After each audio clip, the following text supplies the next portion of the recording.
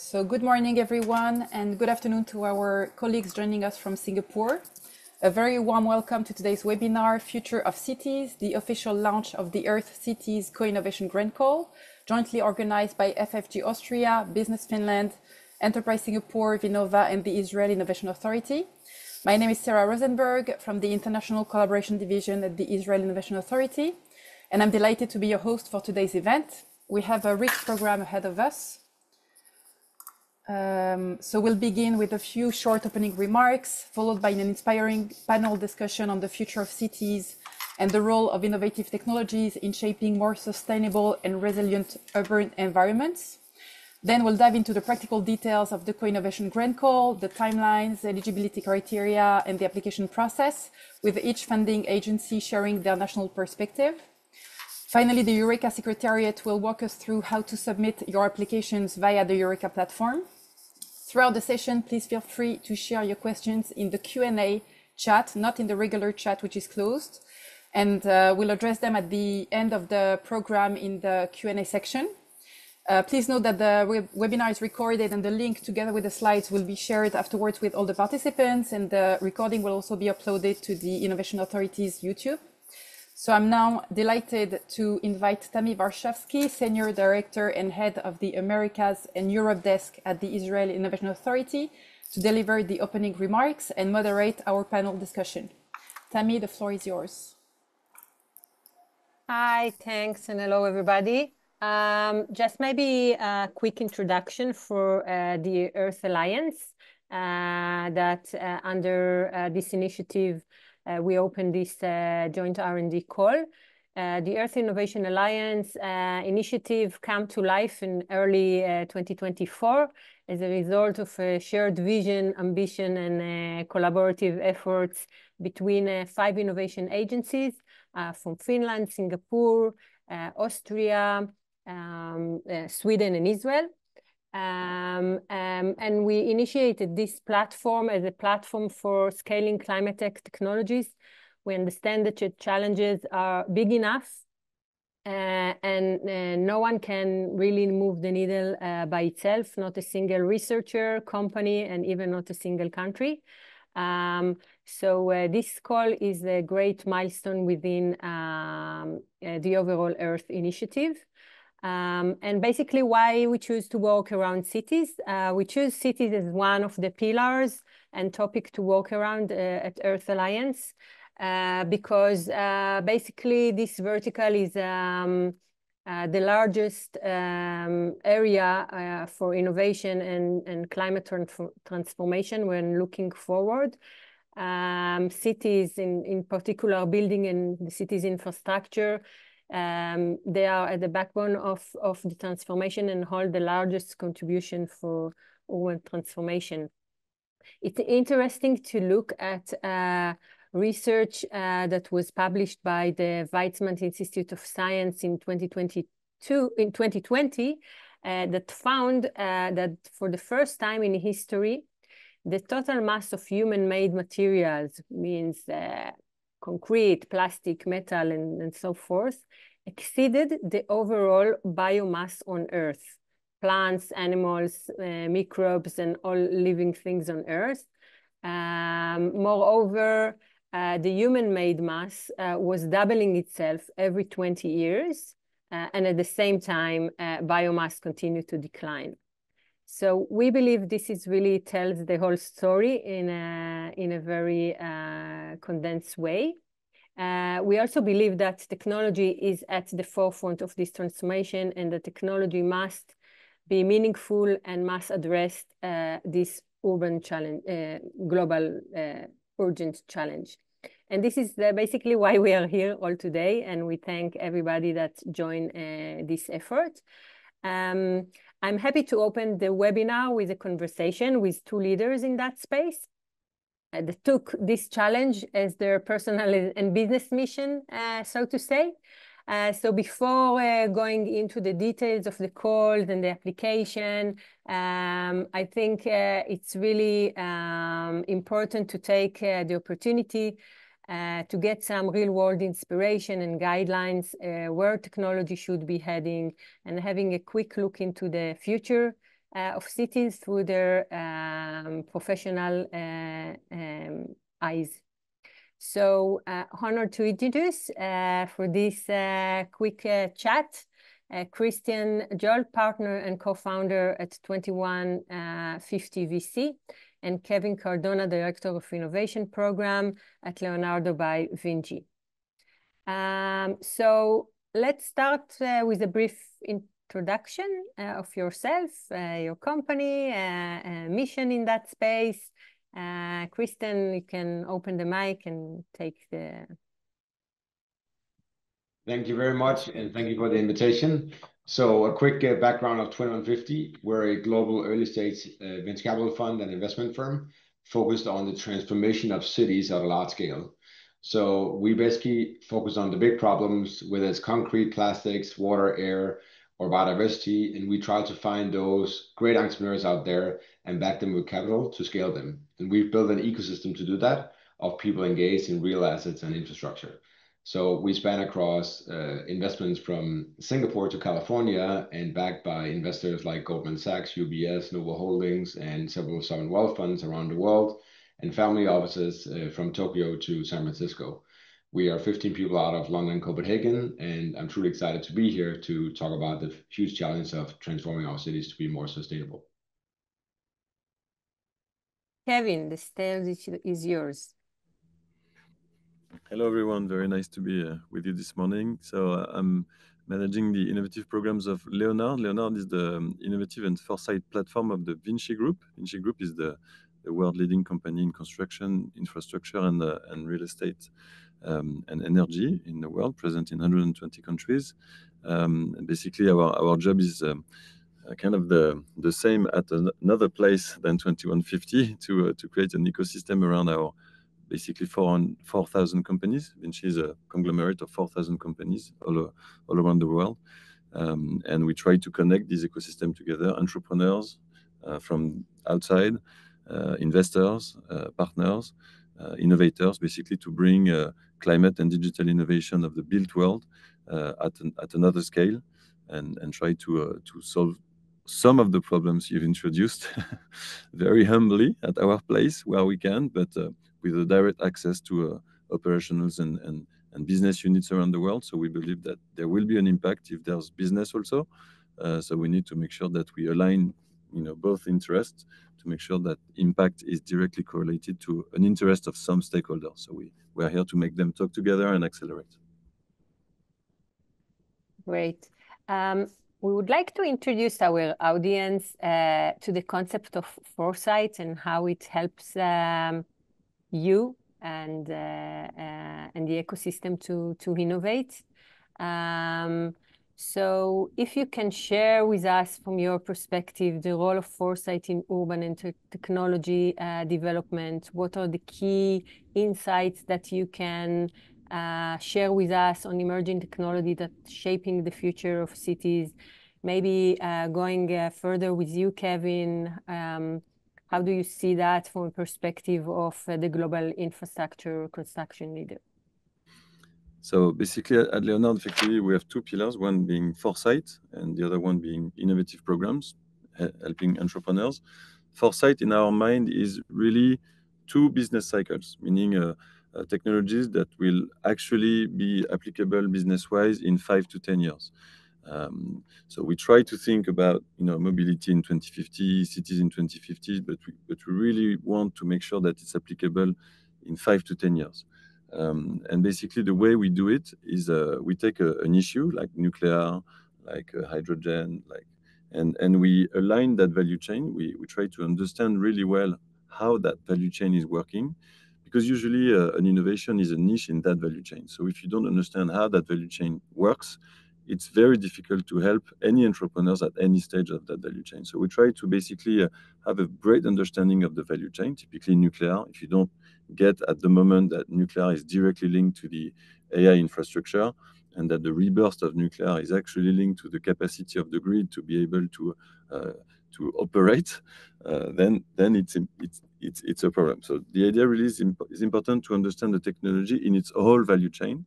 So we do work on that. We put around the table companies, typically of the Vinci Group, but not only external companies active in that value chain. And we make sure that we make the bonds basically from technology to regulation.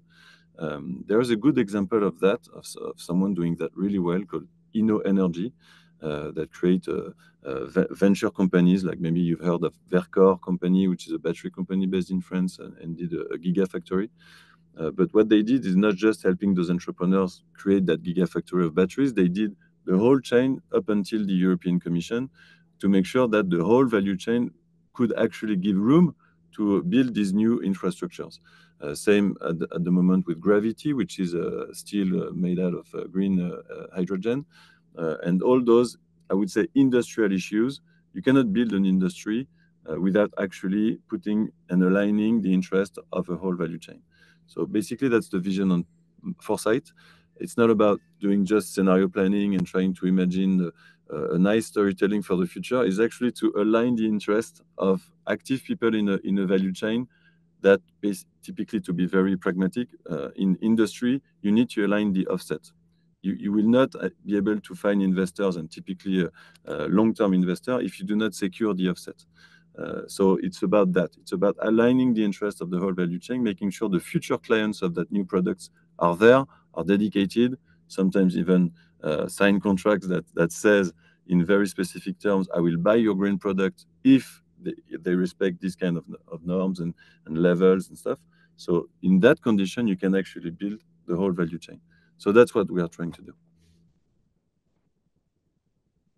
Super interesting. Any specific technological foresight that you see? You know, we know AI is taking the space, and probably you see it also on ground. Yeah, maybe one word on that. We see AI as a tool, basically, as a new tool that we have to master, and a complex tool because, as you know, it's many bricks and it's also infrastructure. So again, if you take AI as a value chain, you try to understand where it's going and how it will impact some of our jobs. At the moment, we really see AI as a tool to optimize part of the workflows. We don't see AI kind of changing the table around and reinventing everything. We just see it as a great tool at a specific place in the value chain that brings very, I would say, a productivity boost in specific place of the value chain, if only the AI is well trained by truly experienced operational. The AI by itself doesn't bring so much value. The AI trained by an expert in a specific niche and well understanding of a piece of a workflow then brings a lot of value. So that's the way we see AI today. And of course, there are many questions and many interrogations on how AI will change part of the value chains, as it's a kind of revolution of white collars. But in our perspective, as we are, active on the built environment, we believe that AI will be again in workflows at many stages. I will give an example: low carbon concrete. We will use AI and generative design mostly to build new formulation for low carbon concrete. It will not reinvent the way we actually do concrete, but it will let us invent wherever we are with the I would say, a resource that we have, and mostly clay. Typically, clay is one of the resources that help us do low carbon cement without actually having the clinker issue and the CO2 emissions due to that portal cement. So we replace that by local earth, in line with your thematic. And typically, that's one of the ways for low carbon concrete. But for that, we need formulation, and AI will be a great tool to invent new formulations, the best possible with the best possible formula locally where we do have access to the resource. So again, AI as a tool in every part of the value chain to actually bring impact in the process and the way we work. Yeah. Super interesting. Kristen, heading to you, where do you see the greatest maybe unmet investment opportunities in urban tech today, and which technologies do you see as the most transformative in shaping the future of climate resilient cities? Yeah, so first of all, we don't have the same department called foresight, but we do the same of imagining the future, right? That's the advantage and the benefit of being a venture capitalist. You actually get to be part of creating the future with entrepreneurs. And we think about it like this, we lived more than 1,000 years in nature, 200 years in cities, and we have to transform that with the challenges that we're facing in the next decade. And if we look back, the biggest innovations we've had, to be a little bit tough, is probably delivery of pizza to your home, door, a little bit of additional parking. We've started to see the EV transition, but we've not really seen cities transform to be a new product, right? It's the same problems that we've had the last 50 to 100 years. It's not really innovation at a scale that changes things and which we can live up in the next 10 years. So we see a lot of investment opportunities across a number of areas.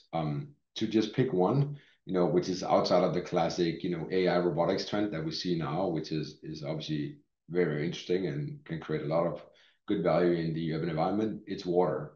I think water is probably the most overlooked category investment-wise. And it's been out there for the last 30, 40 years where a lot of, dedicated venture capital funds or other investors have looked at water. But the problem has been that, supply and demand and pricing has not really been situated for it. So there's been enough supply, right? There's places in the US where you can irrigate for free. In Israel, the problem, right? There's a lack of water.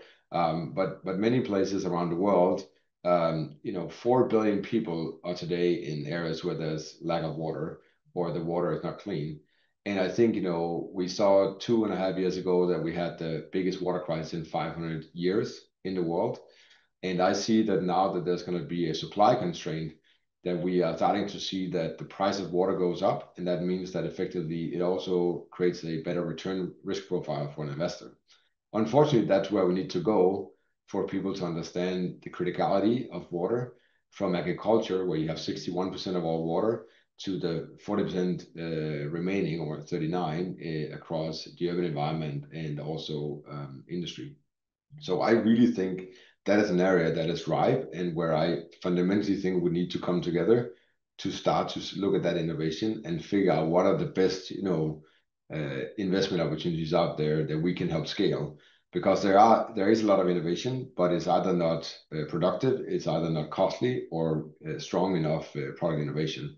So that's one of the key areas I see in the urban environment today.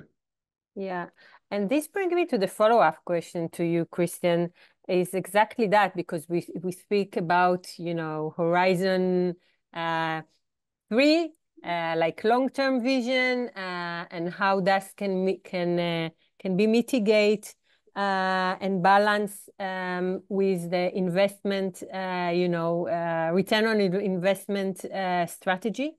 And how do you can balance in your investment portfolio or approach the long-term cycles of technological development with the fast go-to-market needs in some way? Also, because we need them quick to be in the market, but also from the perspective of your LP and GPs and the fund itself.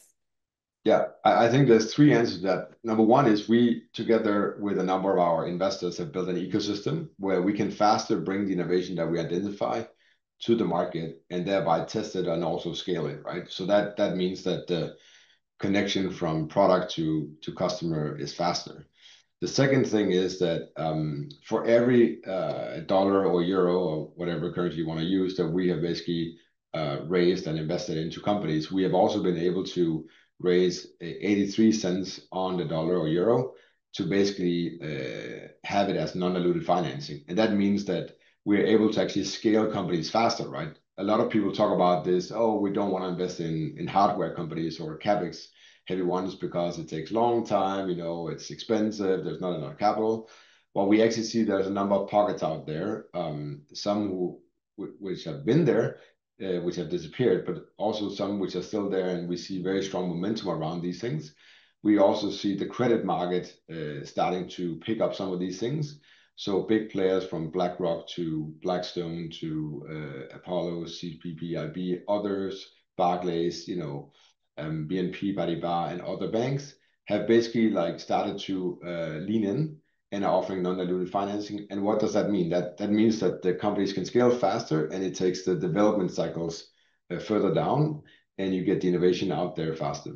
And then the third piece is when we look at the companies, we also consider how can we, one is helping them with non-dilutive financing, one is the ecosystem part, but also how can we connect them with the later stage capital, which means that today there's like a capital stack which has not been built for these solutions.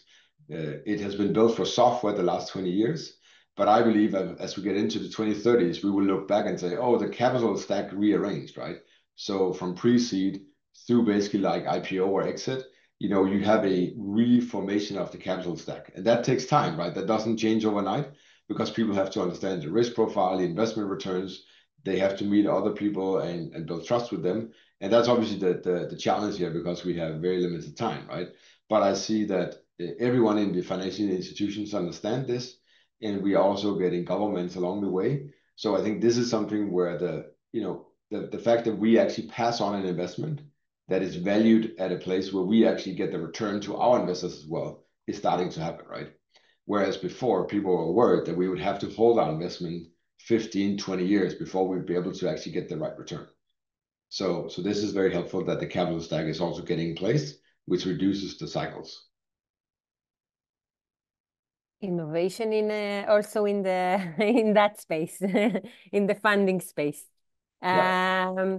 And Kevin, how do you see that the biggest gap today from your perspective, and also the biggest gap, but also an opportunity in bringing urban technology solution from concept to large scale, implementation? There are some, unique challenges in that space.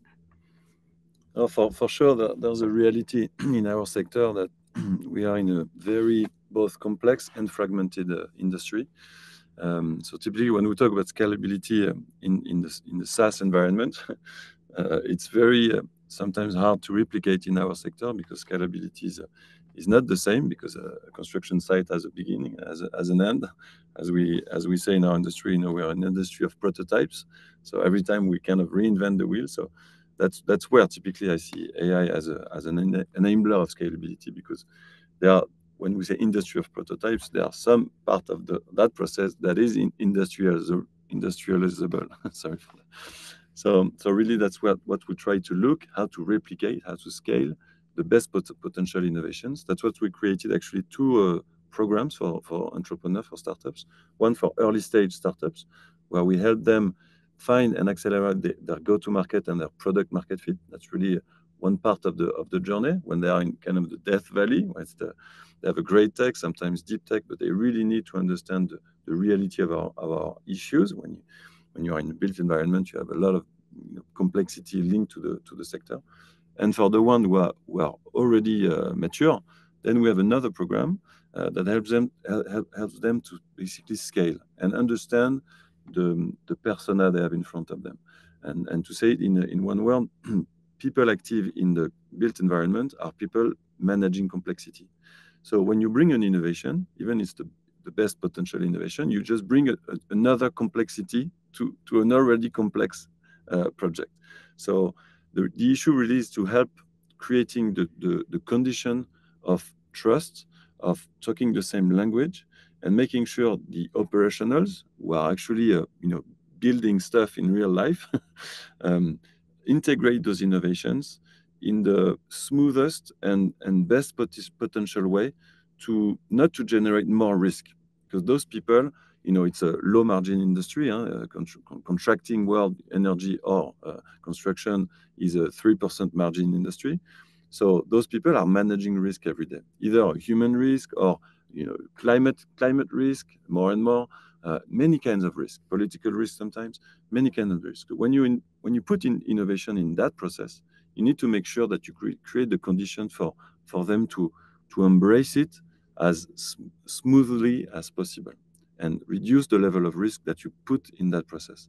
So that's really important to understand, because I see too often great founders, great teams with great technology who are thinking, you know, about changing the world at big scale. But that first step, very pragmatic one, is actually convincing someone to put it in place in a real work site, you know, changing the material you use historically, changing the process you use historically, changing whatever bit of that complex issue. So our job is really creating those condition of trust, because we've de-risked, because we've tried it, because we have all kind of tools and ways to share trust. and for me, it's really the point, and I think it's the last part of the discussion, but it's really you know, how this rapid change, we help people to embrace it by creating the condition of, we are not bringing more fragility to the system, we are bringing solutions to a big pain. So that's why we always start from the pain point we want to solve, and avoid the tech push approach, which is often not so relevant.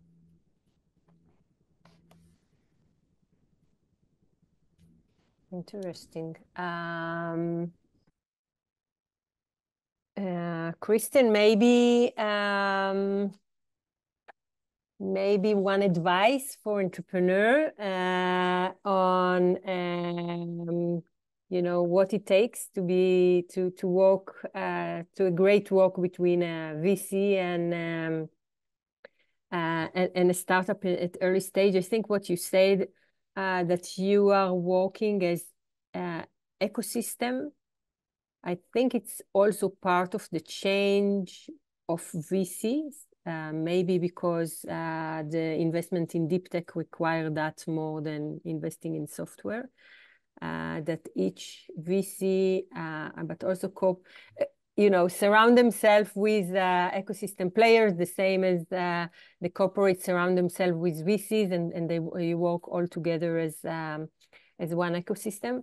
And what kind of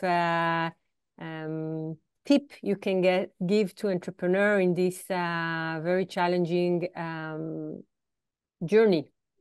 Yeah. So right now, it's very hard to raise capital because there's constraint on capital, both for a VC, but also for an entrepreneur. But like a general advice is that, which I think people will learn after they've, you know, so I've had my own startup actually, and then, you know, I started my own investment firm. So I've been on this journey several times.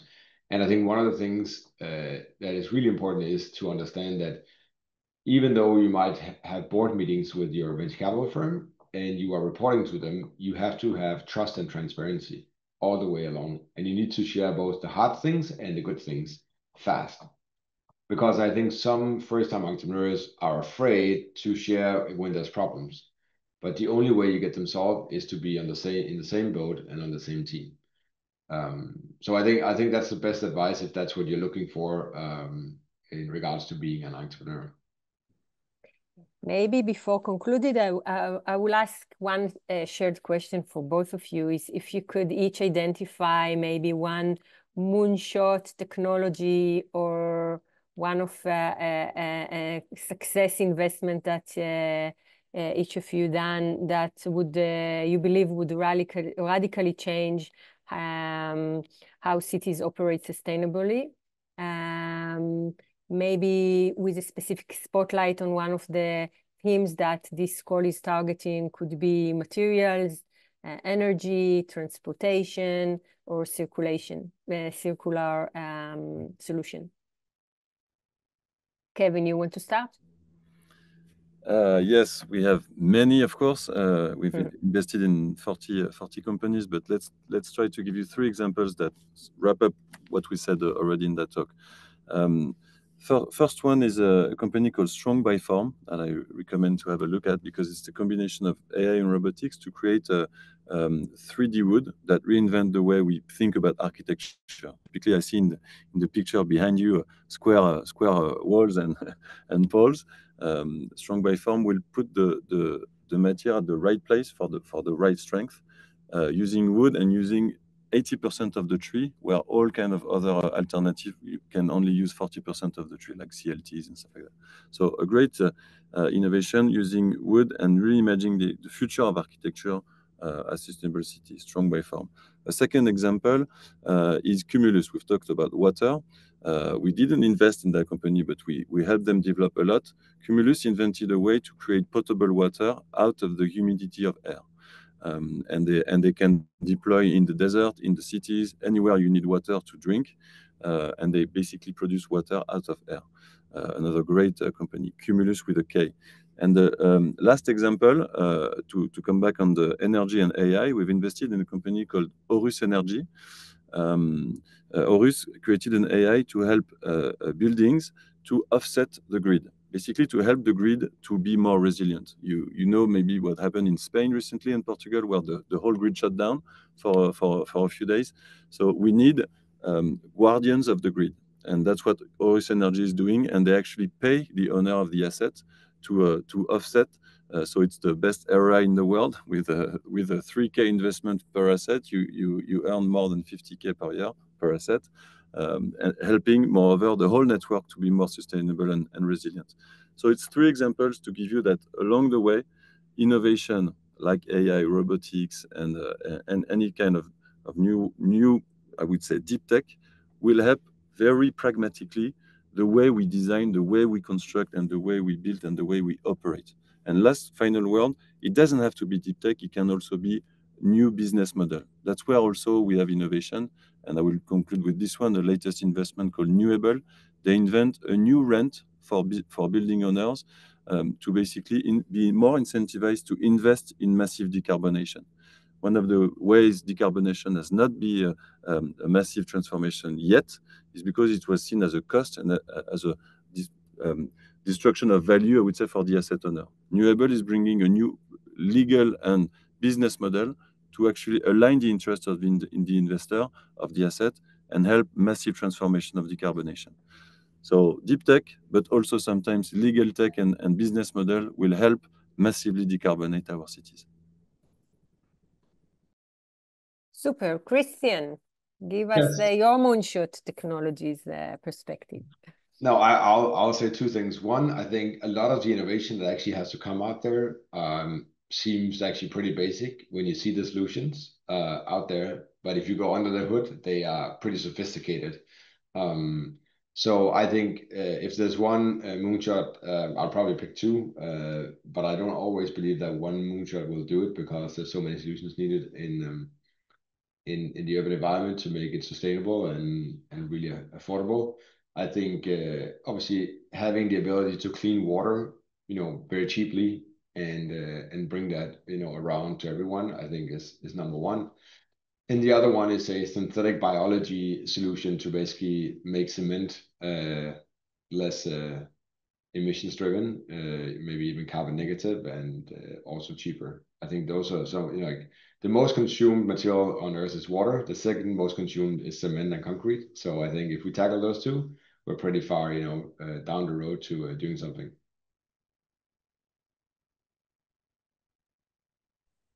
Okay, we have to conclude. So I want first really to thank for your time and sharing with us this inspiring view that you have. What we were aiming with opening up this call with this conversation is really for inspiring and raising the bar of potential application for that call. Would be more than delighted also to share with you the project that will come out later, and maybe future partnership even can be created. So we mentioned different areas of from synthetic biology to AI and industrial transformation as, the possible pathways going forward. So thanks a lot for you both being with us, and we'll keep in touch. Thank you. Have a great seminar. Thank you. Thank you very much. From here, I will, Sarah will take the lead again, and the team to go more in details into the call information. Thank you so much, Tammy and Christian and Kevin. So now let's deep dive into the practicalities of the call so you understand better what you can get and the funding opportunity that is being made available with this call. So I'd like to invite Johannes Bocksteffel from FFG and Björn Svensvig-Curling from Vinnova to present the call more in details. Thanks a lot, Sarah. Good morning, everybody. Good afternoon, everybody, depending on where you're staying. I will give you just quite a brief overview now together with my colleague on this EARTH-5 call in this field of sustainable cities. And we will start with one slide, the call at a glance. So you will see which countries are involved, what is our main topic here. And as the colleagues have already presented to you, the EARTH-5 countries have agreed on having a first international R&D call in the field of sustainable cities. We want to foster the acceleration of the development and scale up of innovative technologies for carbon neutral cities by means of a cross-sectoral collaboration and also a co-innovation between the public and private sectors in our 5 states. And we will show you later a little bit in which thematic fields this should take place. The call started already on September the 1st, and we will have a deadline in January, on the 22nd of January 2026. And later on, I will give you a little more insights on what this really means, this deadline regarding your submission and what is needed for that. And we, as I've said already, we have 5 countries and 5 agencies here involved, starting with Austria, with FFG, the Austrian Research Promotion Agency. We have Finland on board with Business Finland, Israel, our host today, with the Israel Innovation Authority, then Singapore with Enterprise Singapore, and finally Sweden with Vinnova. And my colleague Björn Svensvig-Curling will give you now a little bit of an overview of what we understand under this term of the sustainable city. Björn. Right, thank you, Johannes, and good hello to everybody here. Good morning and good afternoon from me as well. Yeah, so I was asked to give a brief introduction basically to the topic as such here, sustainable cities, which obviously is a pretty difficult task given the complexity and sort of the width of this topic. But anyhow, I will give it an attempt. But obviously this will be more of a sort of a scratch the surface than something else. But anyhow, hopefully it can give some inspiration. I decided to start off here with a quote from the then UN Deputy Secretary General Jan Eliasson, who actually, by the way, is Swedish as well, but that is just a coincidence. It's from 2015, but still I think this quote, there's a lot to it.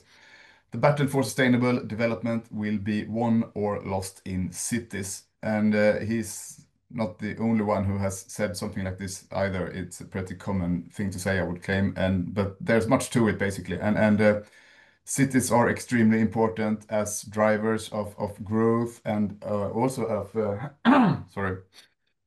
when it comes to emissions of climate, of carbon dioxide, etc., etc. So there's lots to be gained by working with cities. Also, I would like to mention that many of the sort of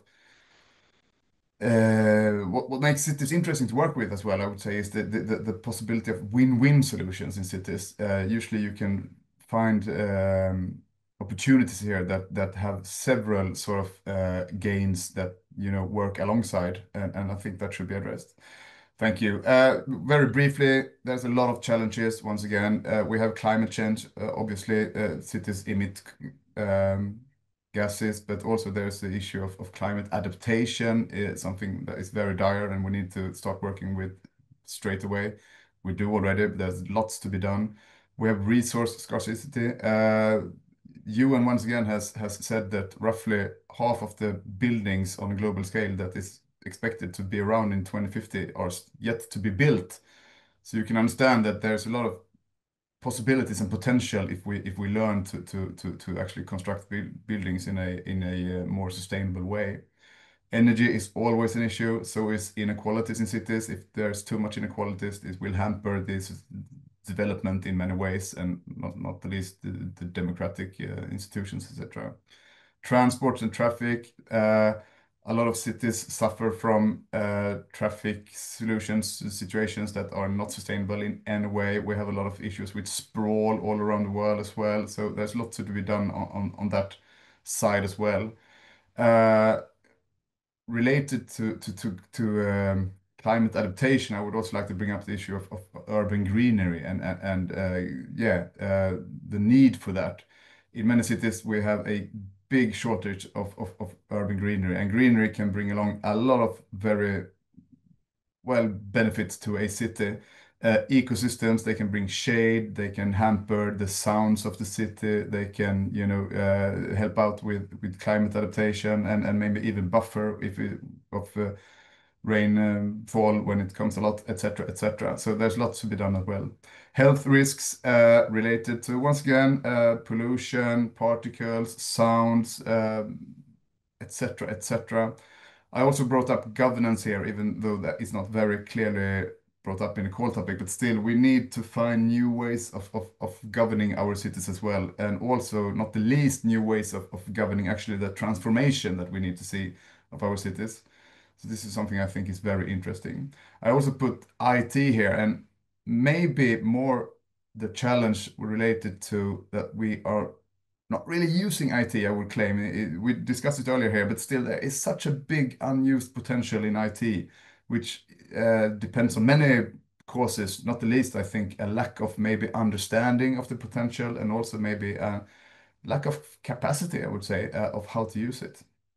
You can change the picture here, please. Thank you. And well, yeah, obviously there's a lot to be done, and there's a lot of innovations that we need basically to come out there. And in this call, we list a few of them, even though the call is open for more areas, but still we bring up a few here. We need to see more, once again, advanced materials for the built environment. Going back to what I said, we have a lot of building coming up in the years ahead here. So we're desperate for good innovations in this field. Energy is always a topic related to climate, not the least. Resources, once again, we need to learn to work in a circular way, get circular productions instead of linear systems. Mobility, once again, we need to see a quicker sort of transformation of the mobility system towards electricity, towards other forms of getting about. And once again, we need to see more innovations in the governance field.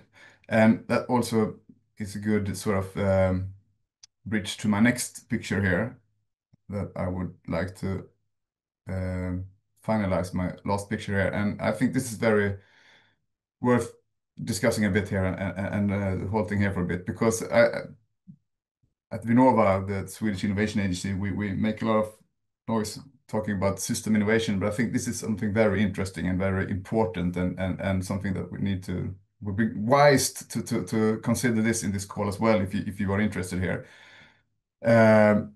That you can talk about innovations in many forms, basically. That partly we have visible levels of innovation. We can see innovative solutions, maybe niche innovations, networks and partners, etc.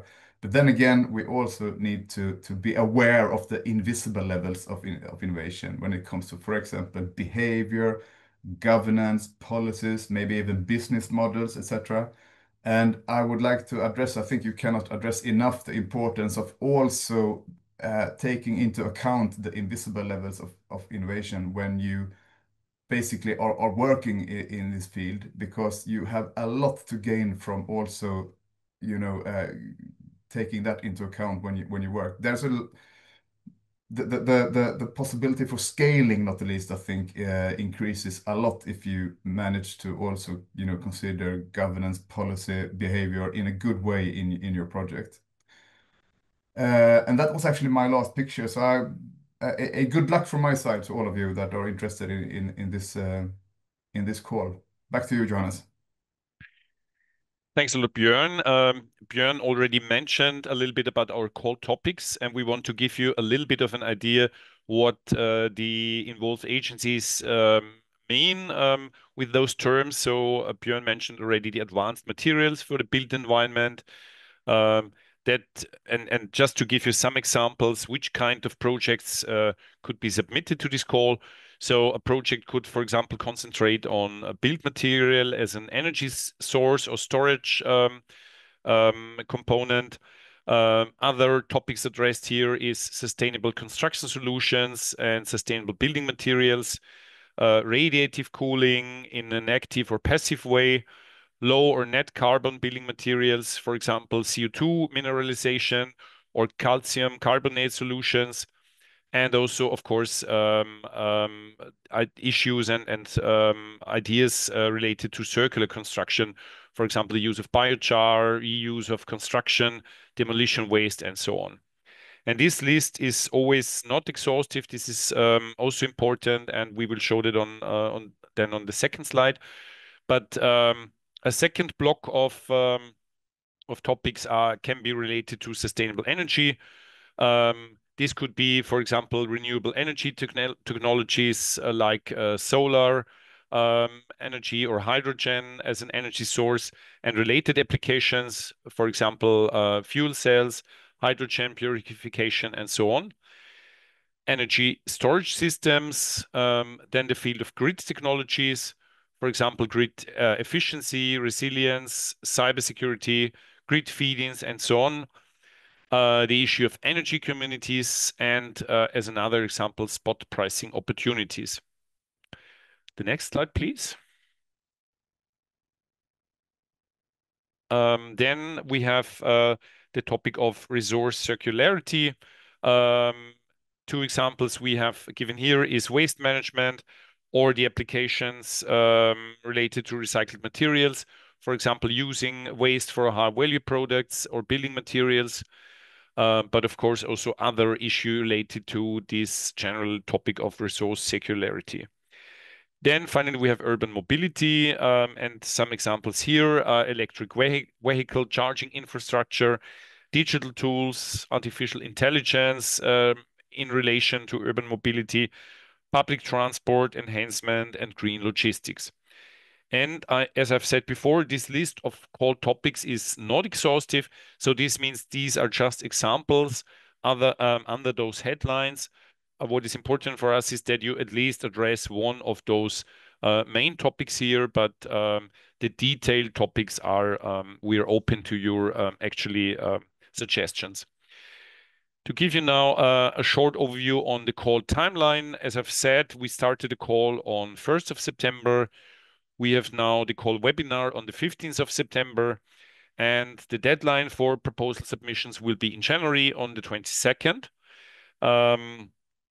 The national funding decisions will be taken, so this will take some while, more or less even half of a year, until end of September 26, because really every funding agency, every country has to discuss the applications, and we need those funding decisions also on a national level. And the expected project start will be then in October 26. Next slide, please. The proposal requirements and the submission. So the project consortium should consist of at least 2 independent partners or legal entities from a minimum of 2 participating countries. So of course, this is the minimum requirement. You can add other partners, but this is what we require as a minimum. The international cooperation in the R&D project has to be directed towards a specific project, and what is also important with the civilian purpose and the civilian use. We would like to see at least one clear and specific application within the theme of sustainable cities, as described previously.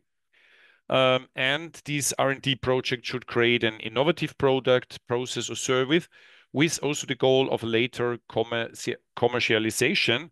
And what we expect here, that this takes place no later than 24 months after the project completion.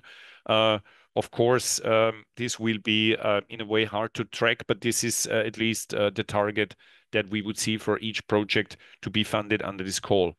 And of course, also a technological risk must be involved, as this should be really a an R&D driven project.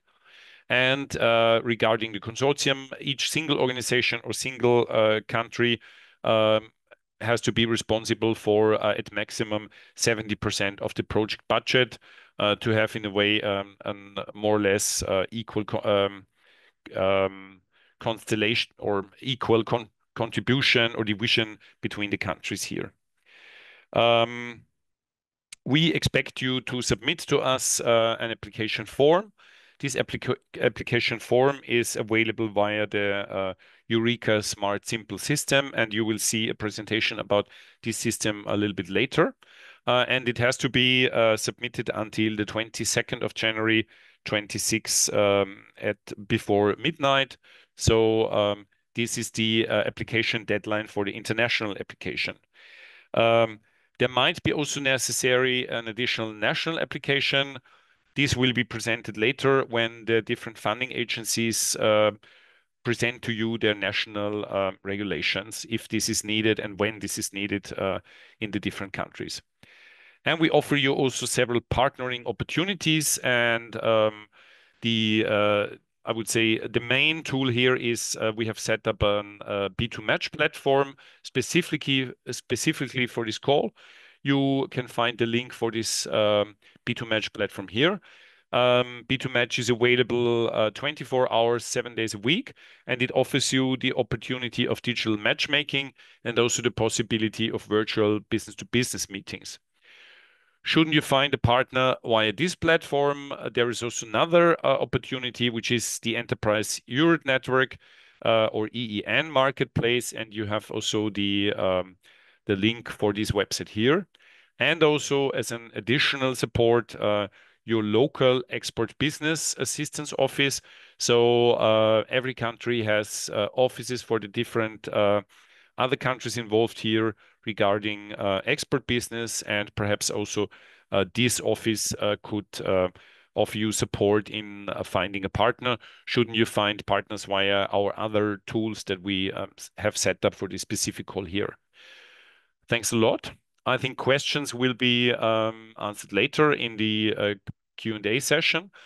And we will give you now an overview on the different eligibility requirements and application requirements for the different countries.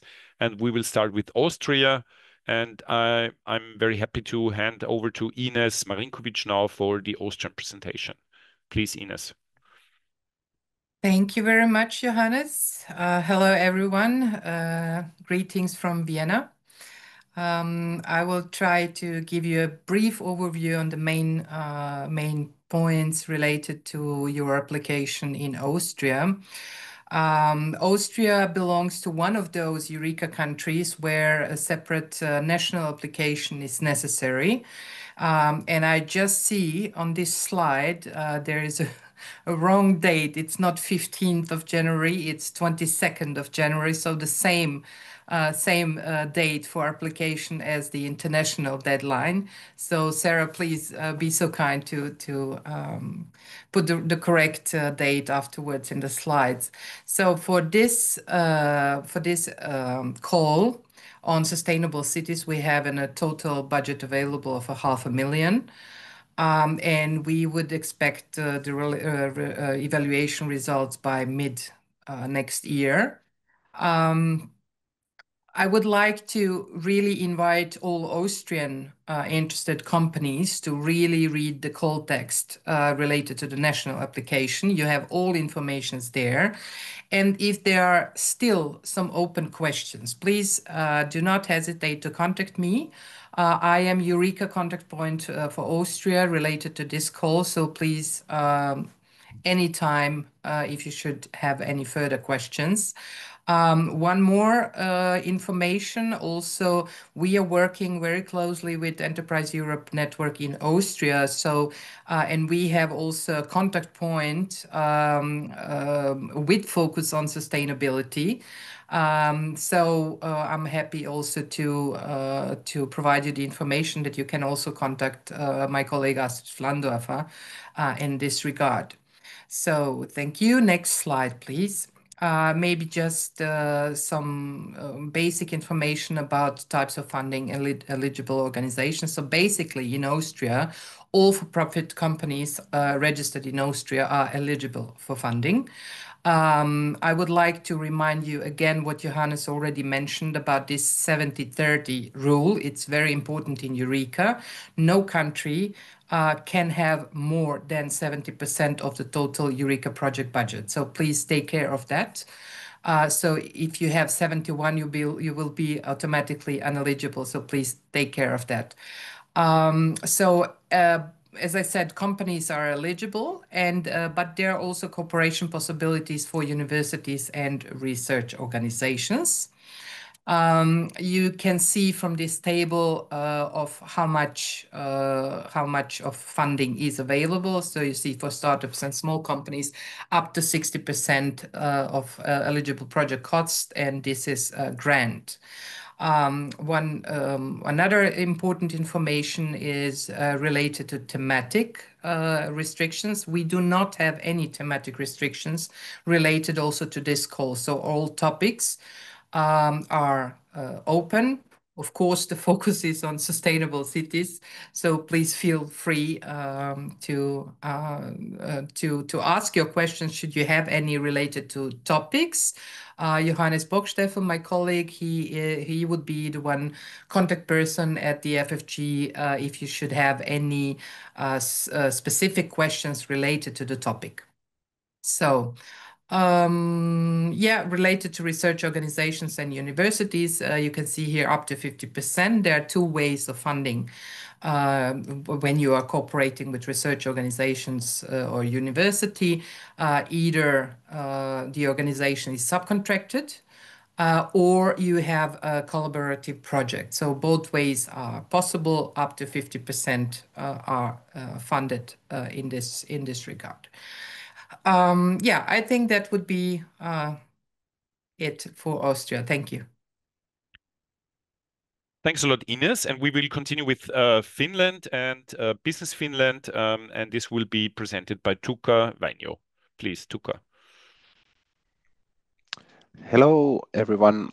My name is Tuukka Vainio. I'm from Business Finland, and next I will introduce Business Finland funding terms related to this call. Business Finland provides financial support for R&D expenses to small and medium-sized enterprises, large enterprises, and research institutions and universities.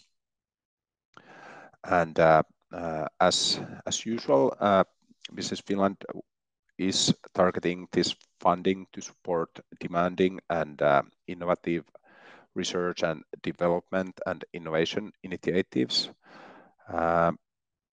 It can be either grant or loan, depending on the maturity of the project, and there is no upper limit on the amount of funding allocated per project. For this call, Business Finland may support individual Finnish companies or consortiums of Finnish companies together with research institutes. Next slide, please. Thank you. Funding rates for different organizations, they vary a bit. So if we provide grants, then small and medium-sized companies, they can receive up to 60% of the eligible project costs. Large companies, it is 50% of the eligible project costs, and for the research organizations and universities, it is 80%. And there, the specific national co-innovation project fundings terms apply. And in case of funding as a loan, which is again available for development and piloting projects, the loan can cover up to 50% of the eligible costs, and in some cases it can be even 70%. And here is the link to the Business Finland website, where you can find more information about this call, and also links to the Business Finland general funding terms, which apply also in this call. And if you have interesting projects or related to this call, please do not hesitate to contact me, and we can book a meeting and discuss them further. Thank you. Thanks a lot, Tuukka. And we will continue in the order of the alphabet with Israel, and Sarah Rosenberg will present it. Thank Please, you. Sarah. Thank you, Johannes. So for the Israeli side, the funding for this call is made available for-profit R&D performing companies registered in Israel. Academia, research institutions, etc. can participate, even municipalities, which we've been approached by. It's important to, I think, to specify, can participate in the project, but only as subcontractors. You always need a for-profit R&D performing company to lead the project. We can provide up to 50% of the approved project cost as funding. There could be some regional incentives added to that. There is no cap in the project budget that you can submit, and no limit on the amount of funding that we can provide. The limit is only in terms of percentage of the approved cost. This means that obviously you need, as a company, to bring matching funds, either from your own resources or from investments, to match the grant that we would provide. As always with the Innovation Authority, it's what we call a conditional grant, which means that if the project is successful, you need to repay us in the form of royalties up to the grant amount that you received, not more. And if somehow the project fails, it becomes a full grant. You can submit a proposal for a project of up to 24 months. In terms of application and timeline, so as mentioned earlier, the international application has to be submitted by 22nd of January through Eureka website.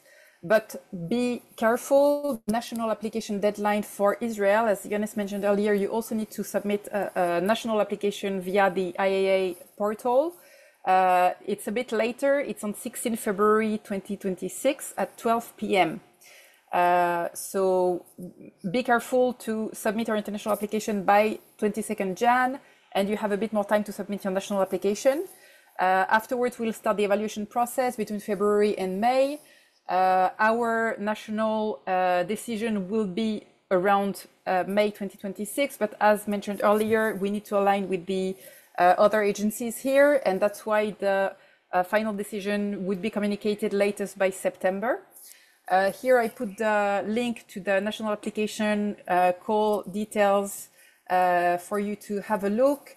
If you have any question regarding your Eureka application, please feel free to contact Uzi Barsade from our team, who is our Eureka contact person. And for any question regarding the EARTH.Cities, Earth Alliance, feel free to reach out to me. You have both our emails here. And now to Singapore. You're right. Thanks a lot, Sarah. And we will hand over now to Koe for Singapore. Please. Hi, thank you so much, everyone. So I'm Cole from Enterprise Singapore, and I'll just briefly touch on the eligibility criteria and application process for the Singapore companies. So the Singapore companies are entitled to a grant of up to 50% of total qualifying project cost. And in order to qualify, you have to be registered and operating in Singapore, and as well as have a minimum of 30% local shareholding. We also want to highlight that you need to be financially able to see the project through to completion. And that's really because if you look at the guidelines down in the second box below, the grant is given on a reimbursement basis. And that means you have to have the cash flow to fund the project. We do encourage research institutes and IHLs to participate, but this can only be done as a subcontractor or as a consultant of the Singapore applicant. And we do not generally encourage companies to take on multiple projects because we want you to really focus on the project at hand. So we do encourage you to make a national application with us only after consultation with the relevant authorities here in Enterprise Singapore, so that you do not do any abortive work. The next slide. Next slide. Yes. And just to very quickly go through the timeline and application process, which Johannes has already touched on briefly, the call has already opened on the 1st of September, and we do encourage you to use the B2Match platform that we have set up for all the countries and companies here.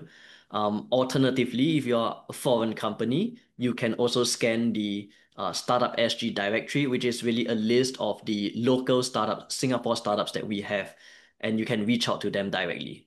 Once you have formed a partnership with with a project in mind, you can consult Enterprise Singapore, and we have the emails listed in the box on the right-hand corner. So do reach out to us early in advance so that we may give you advice on how to submit your application, and as well as, to look through the project and kind of see whether it's a supportable scope. The application deadline is 23rd of January 2026, and 2 applications have to be made. One, of course, is through Eureka, and the other is through our own internal portal, which will send the details more to you on a personal basis. The evaluation timeline is aligned with the other countries, and that will be between July to September 2026, and the projects may start thereafter. So if you have any project-related inquiries, you may contact Ms. Amelia Pang with an email down there. Or if you have any inquiries relating to the application process itself, then you may contact myself at the email below as well. So that's all for the briefing here for Singapore. Thanks, Ko. And finally, we will have Peter, and Peter will tell us about the Swedish eligibility regulations and application process. Please.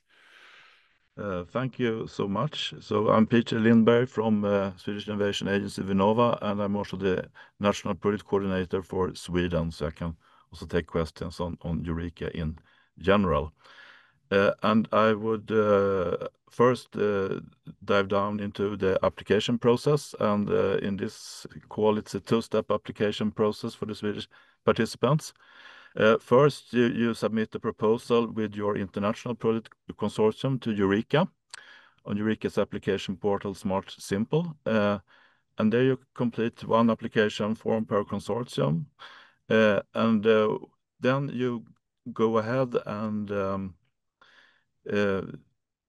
also invite the partners in the national consortium to do their part of the application. And you also upload some appendixes like a Gantt chart and co-signature forms. And this is the international application process. And then for the Swedish project participants in the international consortium, you also submit a national application to Vinnova. And there you submit the complete international Eureka application as an appendix to the national application. So you have to have this Eureka application, and this is why we allow you to submit it up to a week after the official deadline of the international call. So the Vinnova call for Swedish participants is open until January the 29th, 2026. So you have some extra time there to get it right. I can take the next slide.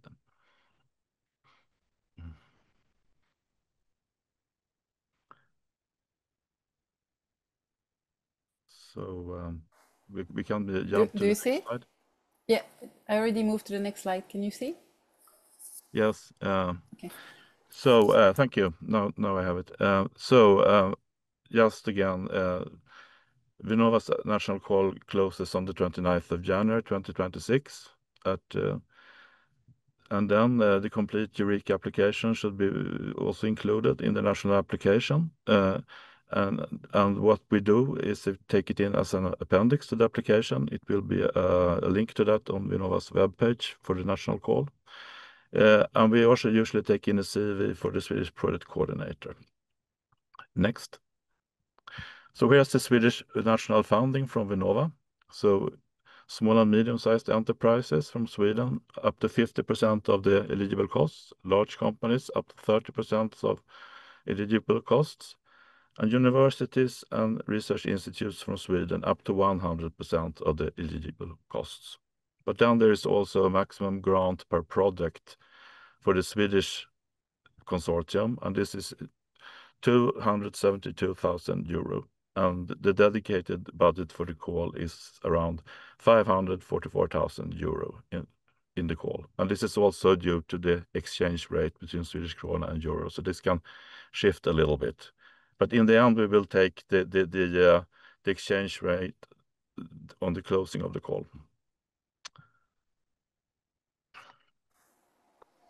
Thank you, Peter. Thank you so much. And thank you, Johannes, for introducing the call. Thank you, everyone. Now I'd like to invite the Eureka Secretariat representative, Hilde, to present more in details the call evaluation criteria and the application process. Yes. Hello, everybody, and thank you for the invitation. My name is Hilde Halet, and I'm representing the Eureka Secretariat in Brussels. And I will present on how to submit the application form in the Smart Simple platform. So once your project is submitted, your application will be evaluated through these criteria. So it will be evaluated on the impact, so on the markets, then also on the excellence, the technology, the quality and efficiency of implementation. So that's on the consortium, based on the consortium. And then there will be also an overall perception of the application itself. Next slide, please. So each criteria will have a point. So there's a minimum of 30 out of 60 points on each criteria, and the overall of the evaluation must have a scoring of 108 out of 180, so meaning 60%. So only then your application will be labeled, marked as labeled, and can go through to the financial status. Next slide, please. So where can you find the call? So you go to the Eureka public website, www.eurekanetwork.org. You click on calls tab, and then there is if you click on the network projects, then there is a call for projects on sustainable cities. There you can find all information regarding the call. So there also, if you click onto apply button, it will redirect you to the Eureka Smart Simple platform. Then you click on the open funding opportunities, and there you have to select the Sustainable Cities call and click on apply now. The deadline of submission is the 21st of January 2026 at midnight European Brussels time. If you have misclicked, you have clicked onto per accident to another funding opportunity, click on the remove button and select the correct call for applying to. Next slide, please. So this is important information. Each project consortium must nominate only one main partner organization and have at least one other partner organization invited. So only the main partner can create an application and invite then the other partners to take part in their application. The other partners must be invited. And only one partner per organization is allowed in an application. So the task in Smart Simple platform for the main organization is create an account and login, select a call for projects, in this case, Sustainable Cities call, create and complete the application form on behalf of the whole consortium, invite project partners, one contact per organization, complete a partner form for your organization, review the other organization's partner form and approve them if you agree with it, and submit the final application on behalf of the whole consortium. The partner organization accepts, of course, the invitation and register. Then complete your individual partner form for your own organization. And once done, send it to the main partner for approval. Next slide, please. We have also a tutorial on YouTube. Here is the link, and this explains on how, step by step, on how to create and approve your application and invite partners. The slides will be distributed, so you will have the link there. So tips is for the main partner: save draft regularly, fill in as much information as possible, and define the work packages structure before inviting your partners. Make sure your partners' email addresses are correctly spelled in the invitation, so no spacing. For example, before you submit your application, to check in the overview section because some information is automatically filled in from completed partner forms.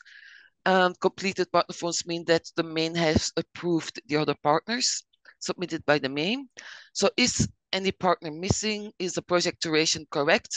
Meaning it's automatically calculating per month, not per days.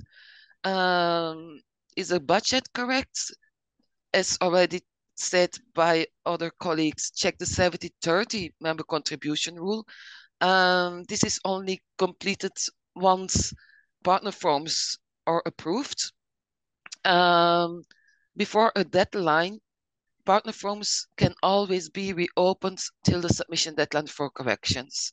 And also check the application partner form. Next slide, please. Sorry. Then tips for all organizations. Regarding the co-signature form, fill in the details of your legal authorized person of the organization. Important, first save draft. Only then you download and check that all information is correctly filled in. Then upload the signed co-signature documents. Uploaded documents cannot be removed. If you have uploaded by error another document, you have to indicate in the PDF name clearly which is the correct person. Also, only one person can work in the application at a time, so it can be that you have got a locked message.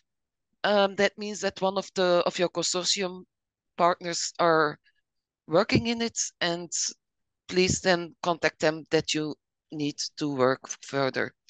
If you need any help, project@eurekanetwork.org. And thank you for your attention. Thank you so much, Hilde. Okay, so now we're moving to the Q&A, the last part of our session today.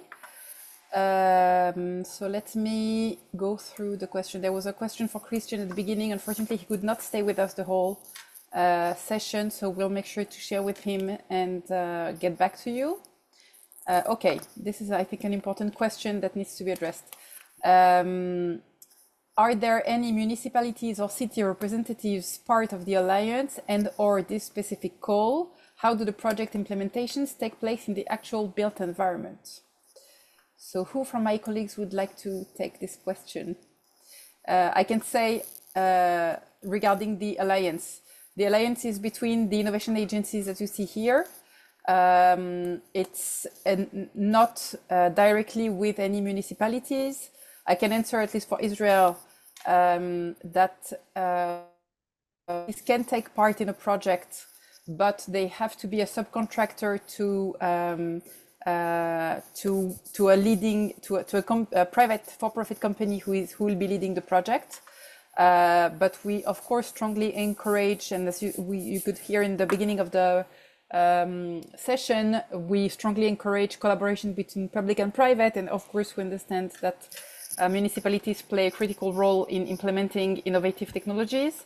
So of course strongly encourage municipalities to take part, and strongly encourage startups or companies planning to apply to connect with municipalities in their ecosystem.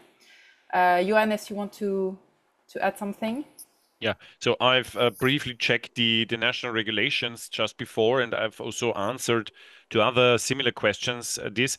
So obviously there are only some countries really offering support for municipalities, but always then, as you have just said, in cooperation with, so the main applicant here from the country must be an enterprise. Yeah. So in addition to an enterprise, this is sometimes possible. Obviously, mainly in Sweden and in Israel, but not as a single partner in this country. Anyone else from the other agencies? Would you like to add something on this point? No, not for now. Okay. The following question was also related to that. Now another question also important, because I know that other countries who are not from those 5 mentioned earlier signed up for this webinar and expressed interest in the call. Is the call open to other countries that are not Austria, Finland, Israel, Singapore, or Sweden? Unfortunately, no.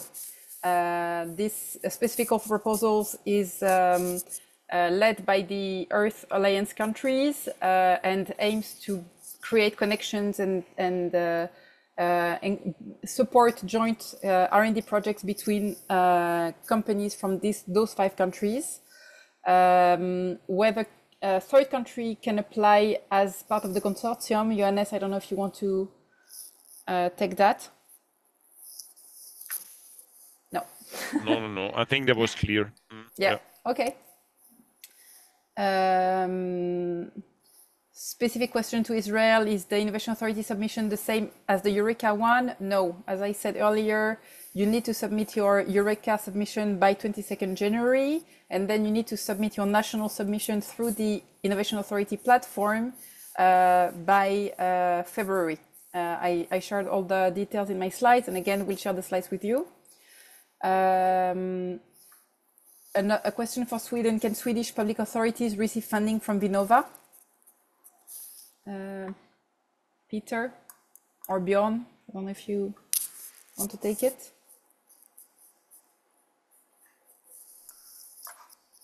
They're still with us. Yes. Yes, I will actually have to check on that and come back. It's not very usual in this kind of calls that this kind of Swedish partner participates, but we'll check and come back. And the person that had a question is welcome to contact me afterwards by email. I will resolve it. Okay, great. Estimated number of projects to be approved in this call. I don't think there is a limit in the number of projects to be approved. As few countries mentioned, some countries set a specific budget for this call, so that would be the limit, but it's a financial limit, not a number of projects. So I think it depends on the budget of each project that will be approved. If anyone wants to add something, let me know.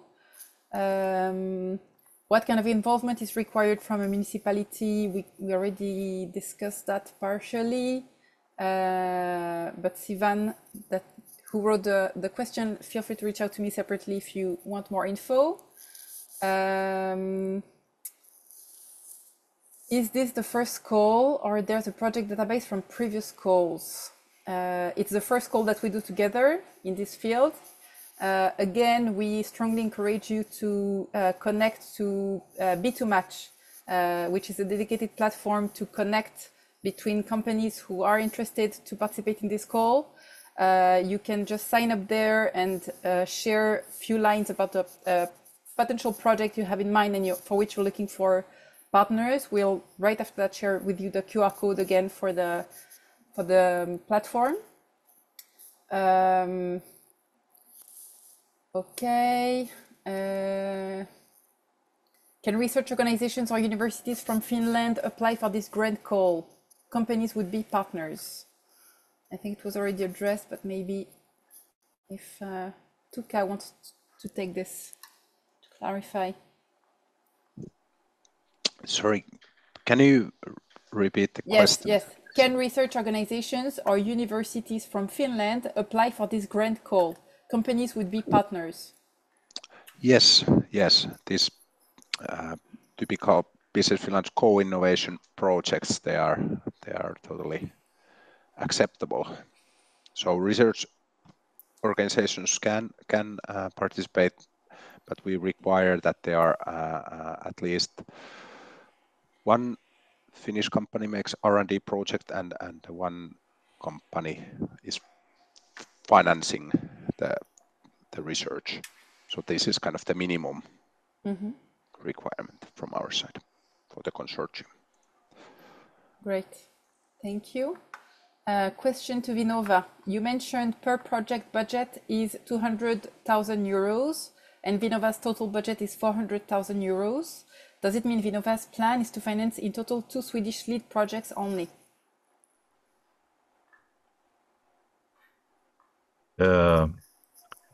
Well, yes, but of course, in these cases, we will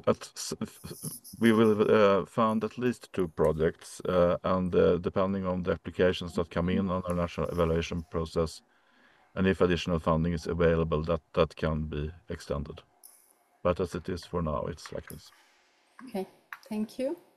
What is the grant amount for Israeli projects? Again, as I mentioned, there is no cap in the project budget that you can submit.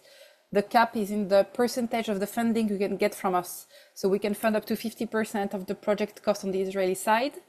The budget for the project is up to you. Of course, most companies who work with us already know it. When you submit an application, we do an evaluation and also evaluate the budget that you submit. So it has to be reasonable and justified. But there is no cap in the amount that we can give to each project. It depends on the budget, on the budget of the project, on the quality of the project, etc. In the field of advanced materials, are there any special regulatory requirements in Singapore that apply to projects under this call?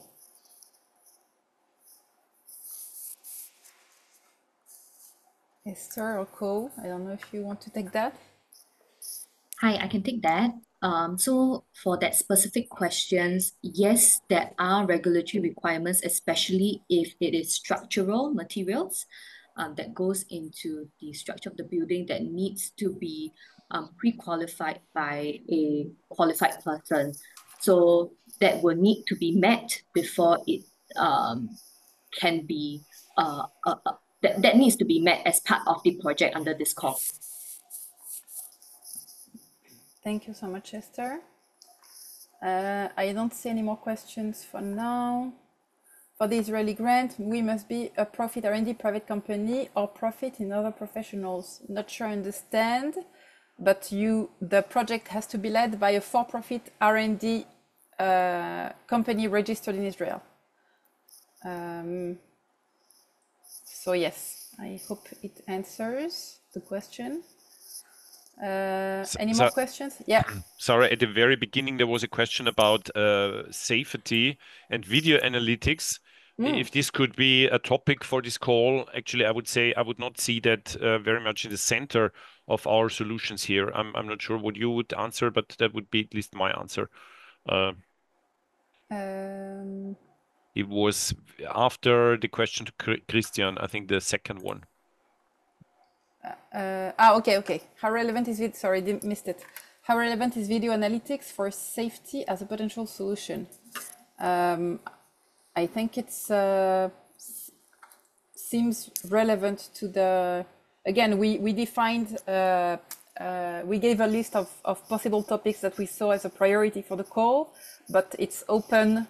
The call is open to any project broadly in the field of sustainable cities, as described and explained by Bjorn from Vinnova. But I think whoever is the lead for this solution, I think you can reach out to your national contact person and advise on the topic of the application.